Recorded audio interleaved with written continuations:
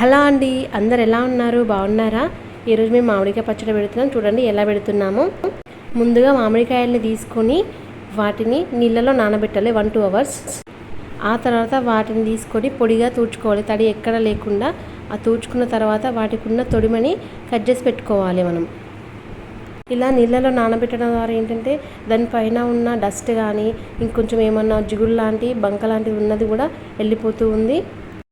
అందుకే ఎప్పుడు పచ్చడి పెట్టినా కూడా ఇంట్లో ఇలానే ముందుగా కాయల్ని నానబెట్టి ఆ తర్వాత పచ్చడి పెట్టడం స్టార్ట్ చేస్తారు. వాటిని తూడ్చుకొని నీట్గా తొడిమ తీసేసిన తర్వాత ఇలా కాయబెట్టి కొట్టడం స్టార్ట్ చేస్తూనే ఉంటారు. ఫస్ట్ టైం నేను కాయలు కొట్టడం స్టార్ట్ చేసిన, ఎలా ఉంటుందో ట్రై చేద్దామని చెప్పి ట్రై చేసిన.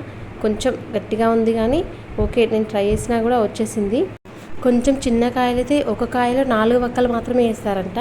మరి కొంచెం పెద్దగా ఉన్నాయి కాబట్టి మరీ పెద్ద వక్క అవుతుందని చెప్పి వాటిలో ఇంకొక చిన్న వక్కలా వేసుకుంటున్నాం. మనకు ఏ షేప్లో కావాలో ఎంత సైజులో కావాలో అలా కట్ చేసుకొని పెట్టుకోవాలి. కట్ చేయడం టోటల్గా అయిపోయిన తర్వాత దాని లోపల ఉన్న జీడి, దాని కింద ఉన్న చిన్న లేయర్ వైట్ కలర్ పేపర్ లాంటిది అది తీసేసి ఏమాత్రం తడి డస్ట్ లేకుండా క్లీన్గా తుడిచేసుకొని పెట్టుకోవాలి.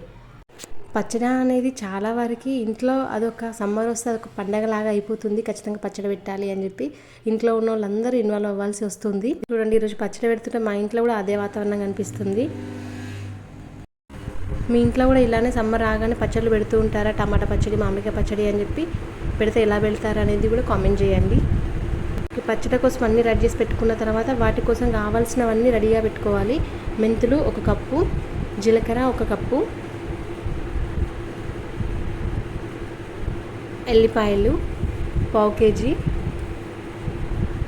ఆవాలు 1/4 కేజీ. ఆవాలు కొంచెం ఎక్కువ పడుతుంది మనకి. ఫస్ట్ మెంతుల్ని దూరగా వేయించుకొని పెట్టుకోవాలి. ఆ తర్వాత జీలకర్రని కూడా వేయించుకొని పెట్టుకోవాలి. నెక్స్ట్ ఆవాలు కూడా వేయించుకొని పక్కన పెట్టుకోవాలి. ఇవి చల్లారనివ్వాలి. ఇవి చల్లారిన తర్వాత మిక్సీ పట్టేసుకోవాలి. ముందుగా జీలకర్ర మెంతులు మిక్సీ పట్టేసుకోవాలి. అది మెత్తగా స్మూత్గా అయిపోయిన తర్వాత నెక్స్ట్ ఆవాలు అది పక్కన పెట్టి ఆవాలు తీసుకొని అది మిక్సీ పట్టుకోవాలి. అది కూడా బరకగా లేకుండా మంచిగా మెత్తగా అయ్యేలాగా చూసుకోవాలి. మామిడికాయ అంటేనే ఆవాలు కదా, ఆవపొడి, అందుకే కొంచెం అది ఎక్కువ క్వాంటిటీలో తీసుకుంటాం. దీని తర్వాత ఎల్లిపాయలు కూడా తీసుకొని వాటిని కూడా మెత్తగా మిక్సీ పట్టి పెట్టుకోవాలి. ఇప్పుడు పచ్చడిని కలుపుకోవడం కోసం అన్ని సిద్ధంగా రెడీగా ఉన్నాయి. జీలకర్ర మెంతుల పొడి, ఎల్లిపాయలు, ఆవపొడి, వెల్లుల్లి ముద్ద, సాల్ట్, కారం,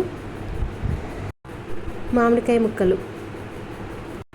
ఫస్ట్ ఈ మామిడికాయ ముక్కల్లో ఎల్లిపాయలు వేస్తున్నాము.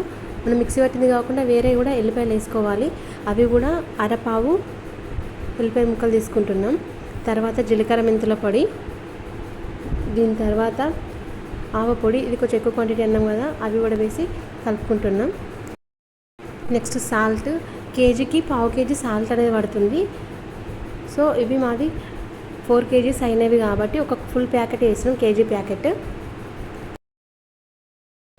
ఇందాక మిక్సీ పట్టుకున్న ఎల్లిపాయ ముద్ద కూడా ఇందులోనేసి కలుపుకోవాలి. కారం వచ్చేసి కేజీకి 1/2 పావు వేస్తూ ఉంటాము. సో ఇది మా 4 కిలోలు కాబట్టి 1/2 కిలో కారం అనేది వేస్తున్నాము. ఇవి వేసిన తర్వాత అన్నిటిని బాగా మిక్స్ చేసుకోవాలి.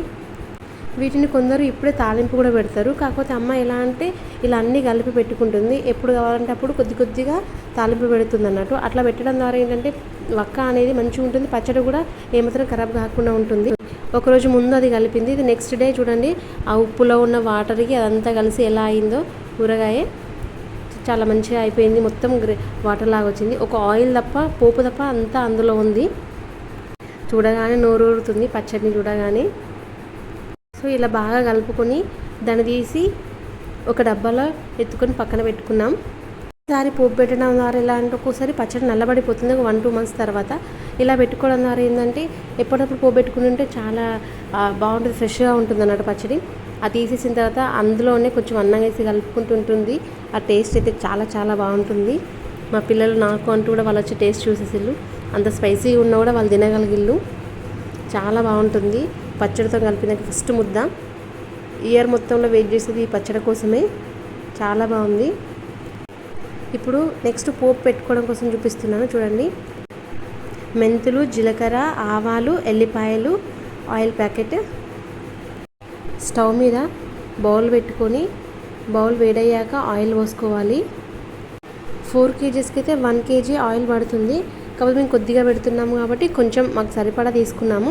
ఆ తర్వాత ఆయిల్ కొంచెం వేడైన తర్వాత అందులోనే ఎల్లిపాయలు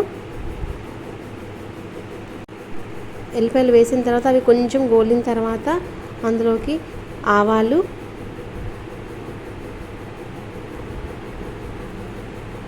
జీలకర్ర, మెంతులు అన్నీ 1 స్పూను, ఒక్కొక్కటి 1 స్పూన్ తీసుకుంటున్నాం పోపుకి కాబట్టి అవి వేసుకొని పెట్టుకుంటున్నాం. పోపు మరగాలి, బాగా వేడేయాలి. పోపు మరిగిన తర్వాత స్టవ్ ఆఫ్ చేసేసుకొని ఇది టోటల్గా చల్లారనివ్వాలి. టోటల్ చల్లారిన తర్వాత దాంట్లో కలుపుకోవాలి. ఊరబెట్టిన మామిడికాయ వక్కల్ని తీసుకొని అందులోకి ఇందాక కాచి చల్లార్చిన పోపుని తీసుకోవాలి. ఆ పోపుని తీసి మనకు కావాల్సినంత వేసుకొని బాగా కలుపుకోవాలి. బాగా మిక్స్ చేసుకున్న తర్వాత పచ్చడి చూడండి ఇలా ఉంది. నోరూరించి పచ్చడి రెడీ అయిపోయింది. Thank you for watching. Please subscribe.